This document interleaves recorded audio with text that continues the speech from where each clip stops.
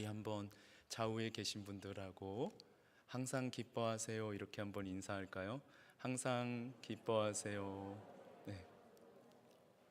한 번 더 해볼까요? 어떤 일이 있어도 항상 기뻐하세요. 한번 인사해 볼까요? 어떤 일이 있어도 항상 기뻐하세요. 예. 여러분, 하나님께서 우리 한 사람 한 사람을 얼마나 사랑하시는지 모릅니다. 하나님께서 우리를 사랑하시는 그 사랑으로 말미암아 연약한 또 부족한 우리가 오늘도 하나님의 품 안에서 평안한 가운데 신앙생활을 하고 있습니다. 부인할 수 없는 사실이에요. 여러분, 우린 다 허물이 많거든요. 여러분, 그 허물이 많은 우리에게 만약 하나님께서 그때마다 인과응보의 법칙을 따라서 그대로 하신다면은 이 자리에 나와서 예배드릴 수 있는 사람이 과연 몇 분이나 되실까요? 아마 저부터도 이 자리에 없을 것입니다. 여러분, 그런데요, 하나님께서는 우리에게 하나님의 말씀을 주셔서 우리로 하여금 나의 생각과 나의 감정이 아니라 하나님의 말씀을 따라서 신앙생활을 할 수 있도록 해주셨어요. 우리가 신앙생활을 제대로 하고 있지 못할 때 하나님은 우리가 잘못하고 있는 것을 하나님께서 직접 나타나셔가지고 너 이런 거 잘못됐어 라고 지적해 주시는 것이 아니라 하나님의 말씀을 통해서 깨닫게 해주시고 또한 우리가 무엇을 어떻게 해야 할지를 깨닫게 해주시는데요. 그런 점에서 이 신앙생활이라고 하는 것은 가만히 있다고 저절로 되는 것이 아니라 마치 운동선수가 운동을 열심히 하는 것처럼 부지런히 하나님께서 하지 말라고 하는 것은 끊어내고 또한 하나님께서 하라고 하는 것은 적극적으로 행하는 것이 필요합니다. 이번 러시아 월드컵에서 잘 아시겠지만 우리 대한민국 선수들 지금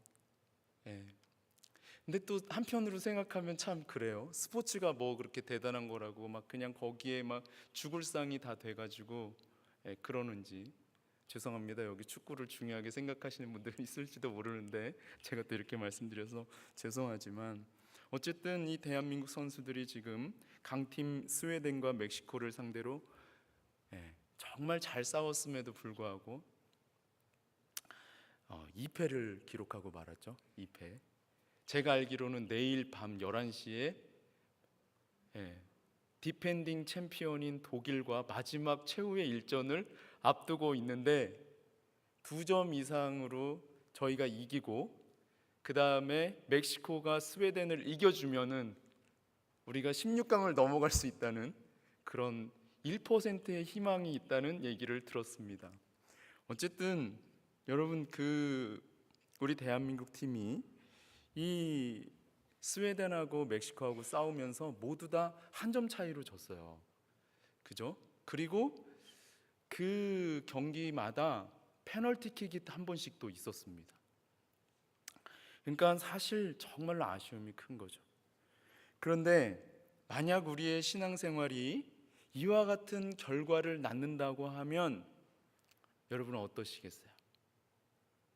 하나님께서 기뻐하시는 삶을 살아가기에 2%가 부족해서 하나님 아버지의 마음을 기쁘게 해드리지 못하고 하나님께서 원하시는 삶을 살아가기에 2%가 부족해서 하나님께서 원하시는 삶을 살아가지 못한다고 한다면 하나님께서 여러분 얼마나 슬퍼하실까요? 여러분 이런 생각 해보셨습니까? 나의 삶이 정말 하나님을 온전히 기쁘시게 해드리는 삶이 되지 못하고 그저 나의 행복만을 추구하는 데서 나 지금 신앙생활하면서 너무 행복해. 아무 문제도 없어. 교회에 어떻게 되든지 뭐 다른 성도들이 어떻든지 뭐 나 하나 이상 없으면 괜찮고 또 내가 원하는 대로 모든 일이 잘 이루어지면 그만이지 뭐 하는 생각으로 머무르고 만다면 여러분 그는 결국 얼마나 비참한 결말을 맞이하게 되고 말까요? 오늘 우리가 삶의 자리에서 부족한 이 2%, 하나님을 기쁘시게 해드리기에 부족한 이 2%를 메우려면 여러분 우리는 어떻게 해야 될까요? 오늘 본문은 우리가 우리의 삶의 자리에서 하나님을 기쁘시게 하기에 부족한 2%를 채워나가려면 어떻게 해야 하는지 그 해답을 제시하고 있는데요. 여러분이 잘 아시는 것처럼 이 데살로니가 교회의 성도들은요, 여러 사람들로부터 정말 많은 칭찬을 받는 성도들이었습니다. 1장 6절부터 8절의 말씀을 한번 보시면요, 앞으로 이렇게 두 장 한번 넘어가 보실까요? 1장 6절부터 8절.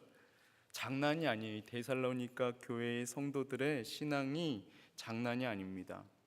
여러분 한번 1장 6절부터 8절의 말씀 한번 보십시오. 이렇게 말씀하고 있습니다. 또 너희는 많은 환난 가운데에서 성령의 기쁨으로 말씀을 받아 우리와 주를 본받은 자가 되었으니 그러므로 너희가 마게도냐와 아가야에 있는 모든 믿는 자의 본이 되었느니라. 주의 말씀이 너희에게로부터 마게도냐와 아가야에만 들릴 뿐 아니라 하나님을 향하는 너희 믿음의 소문이 각처에 퍼졌으므로 우리는 아무 말도 할 것이 없노라. 이 데살로니가 교회의 성도들의 신앙 수준이 어느 정도인지 여러분 아시겠어요? 사도 바울이 이 데살로니가 교회의 성도들을 한마디로 평가할 때 이 데살로니가 교회의 성도들은 주를 본받는 자라고 평가하고 있습니다. 여러분 우리도 이런 평가를 받는다면 얼마나 좋을까요? 제천 성도교회의 모든 성도들은 다 주를 본받는 자다. 너무 좋지 않으세요? 정말 이 성도교회의 성도들은 주를 본받는 자라는 이 평가를 어떤 사람이 아니라 정말 살아계신 하나님으로부터 우리가 받는다면 여러분 얼마나 좋을까요? 저는 우리 교회의 모든 성도님들이 살아계신 하나님으로부터 주를 본받는 자라고 하는 이런 평가를 받게 되기를 간절히 소망합니다. 그러셨으면 정말 좋겠어요. 그런데 1장 6절의 말씀을 보니까 이 데살로니가 교회의 성도들은 아무렇지도 않은 정말 평화로운 상황 가운데에서 주를 본받기를 힘쓴 것이 아니라 많은 환난 가운데서 주를 본받기를 힘썼다고 말씀하고 있습니다. 사랑하는 여러분, 많은 환난 가운데에서 주를 본받기를 힘쓴다는 것이 쉬운 일일까요? 어려운 일일까요? 네, 그렇죠. 어려운 일이에요. 네. 말씀 안 하셔도 어려운 일이라는 거 속으로 다 대답하신 거 알고 있습니다. 사실 그냥 정말 평화로운 환경 속에서도 주를 본받기 위해서는 남모르는 자발적인 희생과 고난에 참여하는 노력이 사실은 필요합니다. 그런 것 없이 주님을 본받는다는 것 있을 수 없는 일이에요. 주를 본받는다는 것이 그냥 되는 일이 아니기 때문입니다. 그러니 여러 가지 많은 환난을 당하는 가운데에서 주를 본받는다고 하는 것은 얼마나 어렵고 힘든 일이겠습니까? 정말 데살로니가 교회의 성도들은 많은 환난을 받는 가운데에서 주를 본받기를 힘썼기에 이 마게도냐와 아가야에 있는 모든 믿는 자들의 본이 되었을 뿐만 아니라 그들로부터 칭찬을 받았고 또한 한 걸음 더 나아가서 아시아에 있는 각처로부터 칭찬을 받게 되었어요. 아마도 이것은 이제 그때 당시에 상황적인 그런 어떤 배경에 따라서 이제 이 데살로니가 교회의 성도들에 대한 소문이 막 퍼져 나갔던 것 같습니다. 그러니까 쉽게 얘기하면 우리 제천 성도교회가 경상도와 전라도를 넘어서 필리핀까지 막 이제 소문이 나기 시작하는 거죠. 저들은 진짜 신앙생활을 굉장히 열심히 하는 사람들이야 라고 하는 평가가 내려진 것입니다. 여러분, 이쯤 되면은 정말 너무나 환상적으로 신앙생활을 잘하고 있다고 해도 과언이 아닐 것입니다. 그런데 그럼에도 불구하고 사도 바울은 3장 10절에서 이 데살로니가 교회의 성도들의 얼굴을 보고 그들의 믿음이 부족한 것을 보충하려고 하는 것을 볼 수가 있어요. 너무나 신앙생활을 잘하고 있어서 주변에 있는 성도들로부터 칭찬을 받을 뿐만 아니라 다른 모든 믿는 사람들의 본이 되었음에도 불구하고 여전히 믿음이 부족한 것을 보충할 것이 있다고 하는 것은 여러분 무엇을 의미하는 것일까요? 신앙생활에 있어서 완성이라고 하는 것은 없다는 것을 의미하는 것입니다. 너무나 당연한 얘기를 하고 있죠 지금 제가. 그래서 그냥 이렇게 잘 듣고 계신데요. 여러분이 10절에서 말씀하고 있는 보충하게 하려라고 하는 이 단어는 헬라어로 카타르티조인데요, 이 말의 원래 뜻은 완전하게 하다, 복구하다 이런 의미를 가지고 있어요. 그래서 이 단어는 그 당시에 그물이나 그릇을 수리할 때 사용을 했는데, 그때 당시에 이제 그물이 이제 사용하다 보면 이렇게 찢어지잖아요. 저는 뭐 어부가 아니라서 뭐 그물을 기어보지는 못했지만은 고기를 잡다 보면 이제 여러 가지 돌에 걸리기도 하고 그러면 그물이 이제 찢어지면은 그 그물을 수선하고, 그리고 그 당시에 지금도 값비싼 그릇은 정말 귀한데 그 1세기의 그릇이 얼마나 귀했겠어요. 그러니까 그릇에 이렇게 좀 금이 가거나 약간 파이거나 하면은 그 그릇을 이렇게 버리는 게 아니라 보수해 가지고 이렇게 금간대를 이렇게 가리고, 그죠?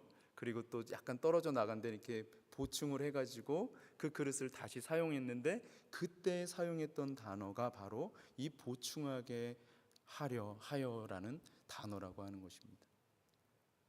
그러니까 데살로니가 교회의 성도들이 정말 신앙생활을 잘하고 있었음에도 불구하고 믿음이 부족한 것을 보충하게 하려 한다는 것은, 우리가 신앙생활을 아무리 잘하고 있다고 할지라도 여전히 보수하고 새롭게 할 영역이 우리의 신앙생활 가운데는 어딘가에 있다고 하는 것을 의미합니다. 그래서 사도 바울은 이 다른 사람들로부터 칭찬을 받을 정도로 정말 신앙생활을 잘하고 있는 이 데살로니가 교회의 성도들을 향해서 여전히 보충할 것이 있다고 말씀을 하는 것입니다.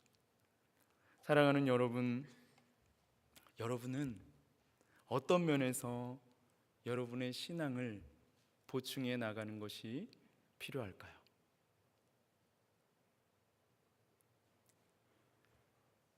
저는 요즘 정말 힘든 시기를 보내고 있는데요, 그것은 외부로부터 어떤 어려움과 힘든 상황들이 주어지기 때문에 힘든 것이 아니라 저의 내부로부터 어려움과 힘든 것들을 겪고 있기 때문에 어려움을 겪고 있습니다.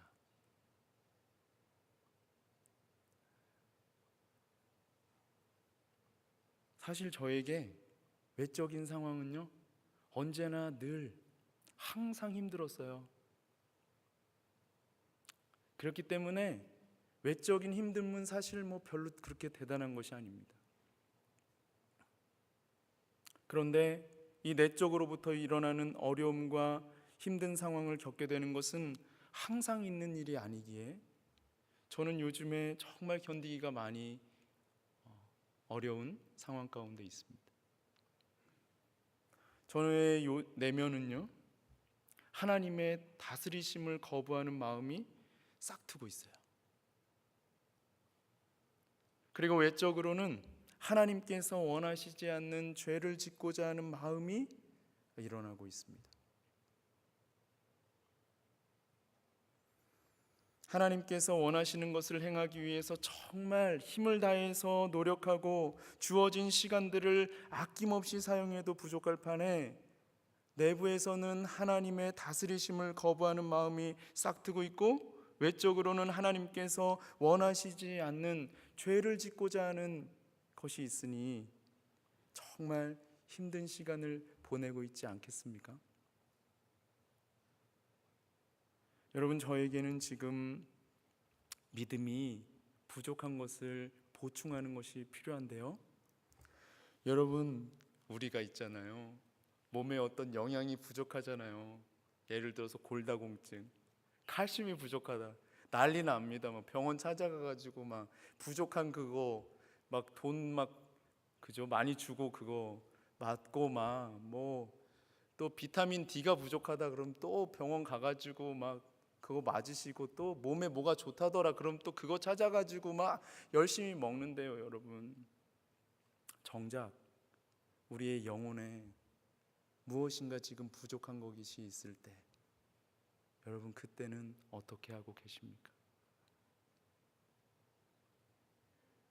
여러분, 우리의 영혼이 이상이 있을 때 있잖아요.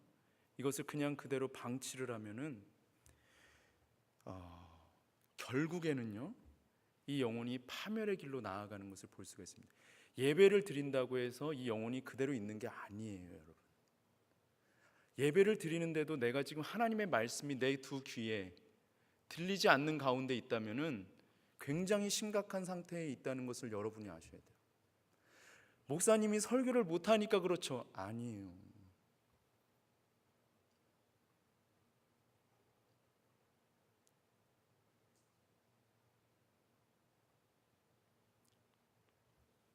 여러분, 그런 면에서 오늘 우리가 읽은 본문은 우리의 영혼에 더할 나위 없이 좋은 말씀이 아닐 수가 없습니다.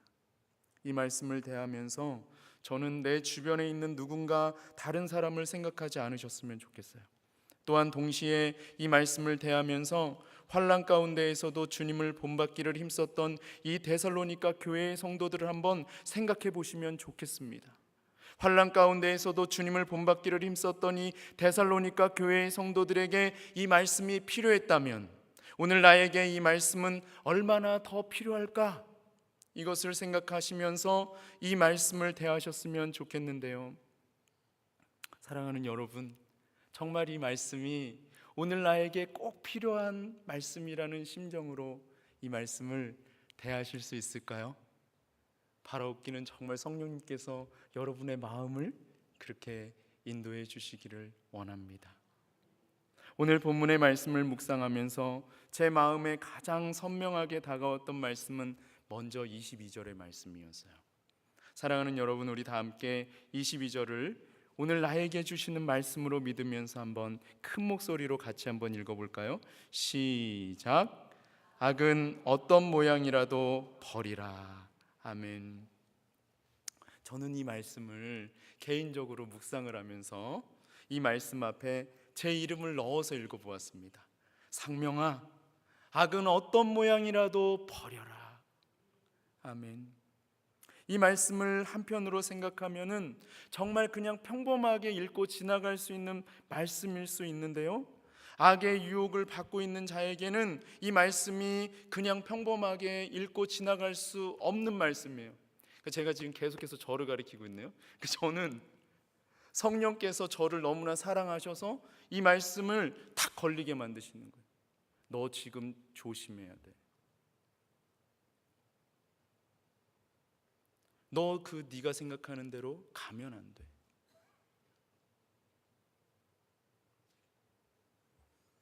성령께서는요, 우리의 마음 가운데 꼭 필요한 말씀이 있을 때 그 말씀을 우리의 마음 가운데 두시기 위해서 말씀을 읽는 가운데 그 말씀에 사로잡히도록 하시는 것을 볼 수가 있는데요, 사실 우리 모두에게는 연약함이 있기에 이 말씀으로부터 자유로울 수 있는 사람은 아무도 없습니다. 그러므로 우리가 이 말씀을 결코 가볍게 대하지 않으셨으면 좋겠는데요, 사실 하나님은요, 외모를 보시지 않고 중심을 보시는 분이시기에 악을 마음속에서 제거하는 것이 악의 모양을 버리는 것보다도 훨씬 더 중요할 터인데, 여러분이 사도 바울은 왜 악은 어떤 모양이라도 버리라고 했을까요? 사실 이 말씀은 악을 그 마음 가운데에서 제거하라고 하는 것을 전제하고 있는 말씀입니다. 악을 마음 가운데에서 제거할 뿐만이 아니라 악한 모양은 그 어떤 것이라고 할지라도 버리라고 하는 것입니다. 버려라, 버려라. 여러분, 제가 왜 이 말씀부터 살펴보는지 아시겠어요? 오늘 설교의 제목이 무엇죠? 무엇으로 삶을 채우시렵니까? 여러분, 채우려면요, 버리는 것이 먼저 선행이 돼야 됩니다. 그냥 막 집어넣는다고 채워지는 게 아니에요. 우선은 내 안에 있는 잘못된 것들을 빼내고 버리는 작업을 해야 채워 넣을 수가 있는 것입니다. 신앙생활은 하나님의 말씀을 삶이라고 하는 그릇에 채워나가는 것이라고 해도 과언이 아닙니다. 하나님의 말씀을 삶이라고 하는 그릇에 채워나가기 위해서는 먼저 버려야 할 것들을 버리는 것이 필요해요. 여러분, 익숙한 것들과는 결별을 해야 됩니다. 끊어내야 돼요.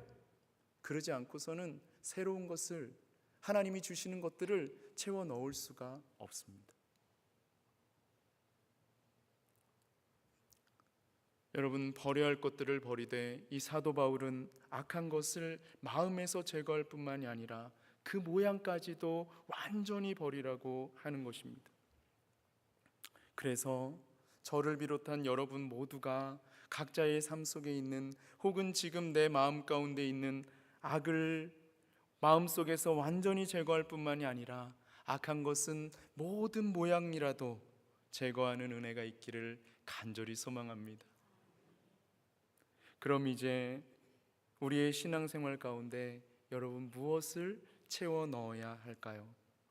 먼저는 사랑으로 섬기는 사랑의 공동체를 형성해 나가기 위해서 힘쓰는 것으로 채워 나가라고 하는 것입니다. 우리 다 함께 한번 12절부터 15절의 말씀을 같이 한번 읽어보실까요? 12절부터 15절 시작. 형제들아, 우리가 너희에게 구하노니 너희 가운데서 수고하고 주 안에서 너희를 다스리며 권하는 자들을 너희가 알고 그들의 역사로 말미암아 사랑 안에서 가장 귀히 여기며 너희끼리 화목하라. 또 형제들아, 너희를 권면하노니 게으른 자들을 권계하며 마음이 약한 자들을 격려하고 힘이 없는 자들을 붙들어주며 모든 사람에게 오래 참으라. 삼가 누가 누구에게든지 악으로 악을 갚지 말게 하고 서로 대하든지 모든 사람을 대하든지 항상 선을 따르라. 아멘. 사랑하는 여러분, 이 말씀을 읽으면서 여러분은 무엇을 느끼셨습니까? 저는 이 말씀을 읽으면서 이 자리에 앉아 있는 여러분이나 또 서서 설교하고 있는 저나 우리 모두는 다 연약한 자라고 하는 것을 느꼈어요. 우리는 모두 다 연약한 자들이기에 우리의 사랑을 필요로 하지 않는 사람은 이 가운데 단 한 사람도 없습니다. 목사도 연약하고 직분자도 연약하며, 여러분, 우리의 눈으로 보기에 강하게 보이는 그 어떤 사람도 사실은 연약하다는 것입니다. 그렇지 않은 척 할 뿐이에요. 여러분, 그래서 우리가 서로 사랑하고 화목하게 지내는 것이 가장 중요하다는 것입니다. 믿으십니까, 여러분? 제 얘기가 아니에요. 여러분, 우리가 다 연약하기에 우리 이 믿음의 공동체가 온전케 되는 길은 사랑하는 것 외에는 다른 방법이 없어요. 잘하는 것으로 믿음의 공동체가 온전케 된 것을 저는 본 적이 없습니다. 그러나 아무리 연약하고 보잘것없는 공동체라고 할지라도 사랑할 때는 거기로부터 어마어마한 폭발력이 나오는 것을 저는 알고 있어요. 여러분, 특별히 14절 마지막에서 말씀하는 것처럼 모든 사람을 대할 때 우리는요, 오래, 정말 오래, 언제까지? 그 사람이 변화될 때까지 참을 필요가 있습니다.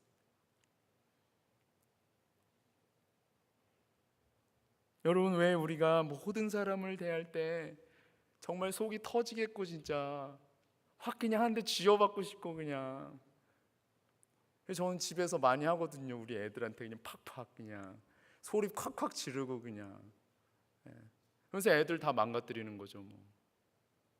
절대 그러면 안 되거든요. 그러면 아빠한테 오기를 싫어한단 말이죠. 아빠한테 배울 게 굉장히 많은데 살아가면서 아빠에 대한 적대감이 생기는 거예요.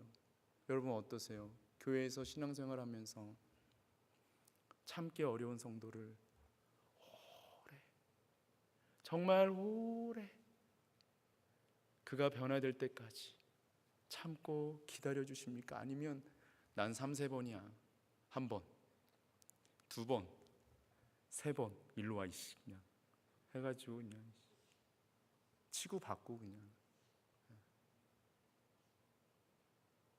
그런 공동체가 오래 가는 걸 못 봤어요. 다 깨집니다. 한때 잘 나가는 거 중요하지 않아요.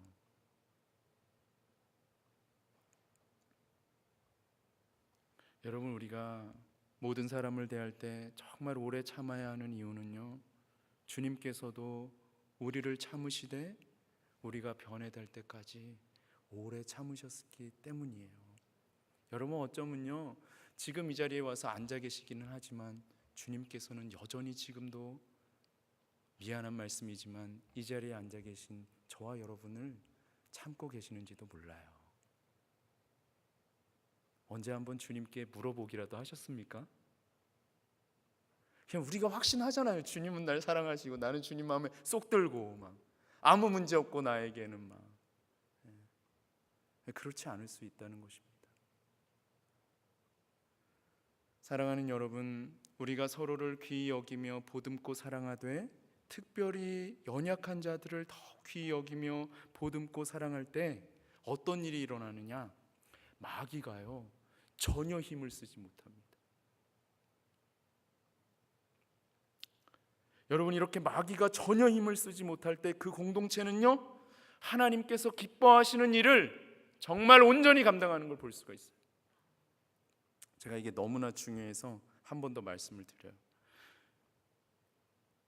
근데 그런 생각을 하실지도 모르겠어요. 지는 하지도 못하면서 막 이렇게 말씀만 전한다고. 그러니까 못하니까 사실 설교하는 거거든요. 해보려고 같이 우리 하자고 하는 거예요.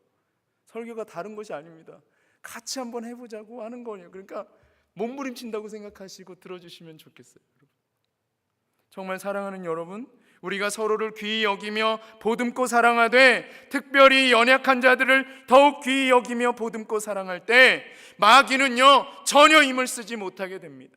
마귀가 전혀 힘을 쓰지 못하게 될 때 그 공동체는 하나님께서 기뻐하시는 일을 온전히 감당하게 됩니다.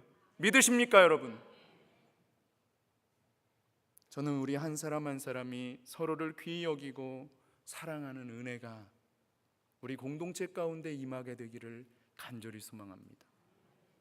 이렇게 우리 한 사람 한 사람이 서로를 귀히 여기려면 우리 각자가 내적으로는 무엇을 채워나가야 하는지에 대해서 16절부터 18절이 말씀해 주고 있는데요, 우리 다 함께 16절부터 18절을 같이 한번 읽어보겠습니다. 시작. 항상 기뻐하라, 쉬지 말고 기도하라, 범사에 감사하라. 이것이 그리스도 예수 안에서 너희를 향하신 하나님의 뜻이니라. 아멘.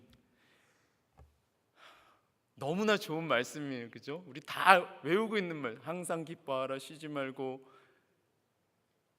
기도하라, 범사에 감사하라. 우리 너무나 잘 알고 있는 말씀인데 이 16절에 기뻐하라 앞에 왜 항상이 붙었을까? 저는 꼭 이 말씀을 묵상할 때마다 그 생각을 해요.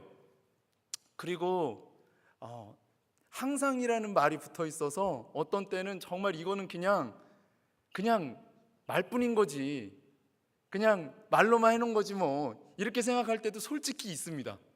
근데 그게 아니라는 거죠. 여러분이 사도 바울은 데살로니가의 교회의 성도들에게 항상 기뻐하고 쉬지 말고 기도하고 범사에 감사하라고 말씀하고 있으며, 이것이 그리스도 예수 안에서 모든 성도들을 향한 하나님의 뜻이라고 말씀하고 있어요. 그러니까 환난 가운데 있는 데살로니가 교회의 성도들을 생각하고 있기 때문에 항상이라는 형용사를, 맞나요? 부사인가요? 항상이라고 하는 부사를 넣어준 겁니다. 왜냐하면 지금 정상적인 상태에서는 기뻐할 수 없는 상황이거든요. 여러분, 우리 기독교는요, 기쁨의 종교예요. 하나님께서 우리에게 주신 어떠한 상황 속에서도 기뻐할 수밖에 없는 이유가 우리에게 있는데, 그것은 예수 그리스도께서 우리의 모든 죄짐을 다 담당하시고 우리를 죄에서 구원하셨기 때문입니다. 여러분 믿으십니까?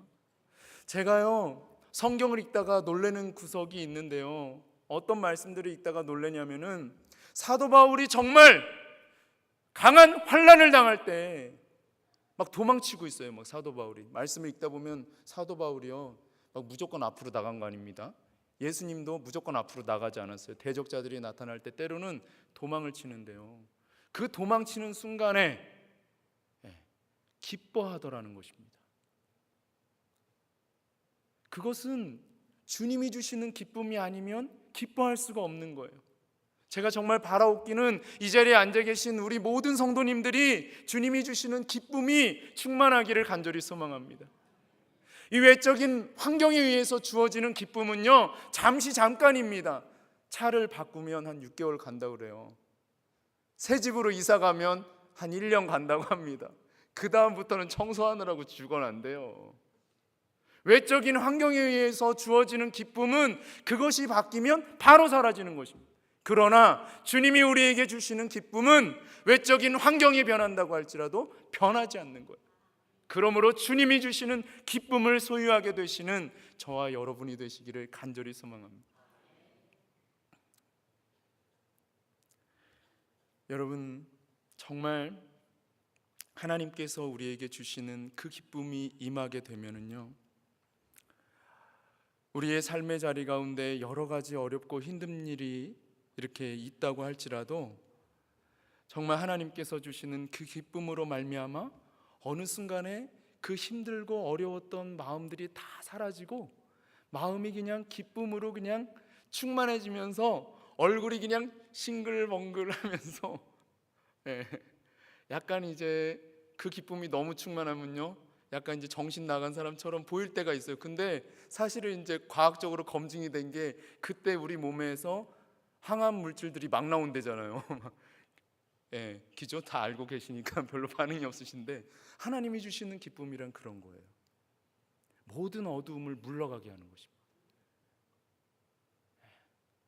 그 실제를 경험하셔야 되는 거예요. 여러분, 사실 이런 것은요, 우리의 힘만으로는 할 수가 없는 것이기에 사도 바울은 마지막으로 우리에게 이 모든 것을 이루시는 분이 누구이신지를 분명하게 가르쳐 주시는 것을 볼 수가 있는데, 우리 다 함께 23절과 24절을 같이 한번 읽어보겠습니다. 23절과 24절 시작. 평강의 하나님이 친히 너희를 온전히 거룩하게 하시고 또 너희의 온 영과 혼과 몸이 우리 주 예수 그리스도께서 강림하실 때에 흠없게 보존되기를 원하노라. 너희를 부르시는 이는 미쁘시니 그가 또한 이루시리라. 아멘. 너희를 부르시는 이는 미쁘시니 신실하시니 그가 또한 이루시리라. 여러분, 사도 바울은 이 모든 것을 가능하게 하시는 분이 하늘에 계신 하나님이라고 말씀하고 있습니다. 내 힘과 내 노력으로 이것이 된다면 얼마나 좋겠어요. 그러나 성경은 어느 한 구절을 통해서라도 이것이 내 힘과 내 노력으로 된다고 말씀하고 있지 않습니다. 사랑하는 여러분, 그렇기에 우리가 기도의 자리로 나아가야 하는 것입니다. 하나님, 지금 저의 주변 가운데 있는 상황들이 너무나 저를 힘들게 하고 있습니다. 주님, 제 마음 가운데 주님이 주시는 참된 기쁨이 충만하게 하여 주시옵소서. 주님, 저는 제 마음에 들지 않는 사람을 사랑할 수 있는 힘이 제 안에 없음을 고백합니다.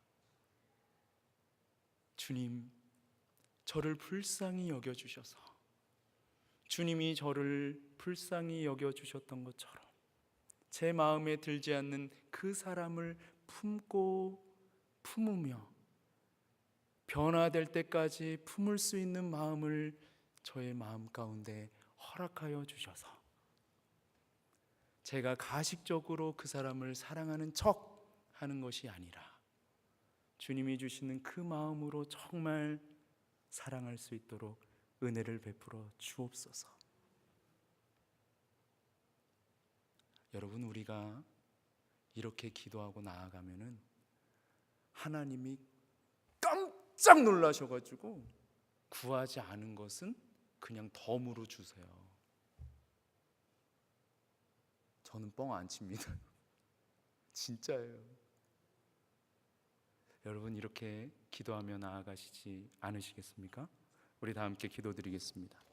살아계신 하나님 아버지, 주님께서 오늘 우리에게 주신 이 귀한 말씀을 듣고 흘려버리는 것이 아니라 우리의 마음판에 새기고 아버지 하나님 살아갈 수 있도록 주께서 함께하여 주시옵소서. 예수님의 이름으로 감사하며 간절히 간구 올리옵나이다. 아멘.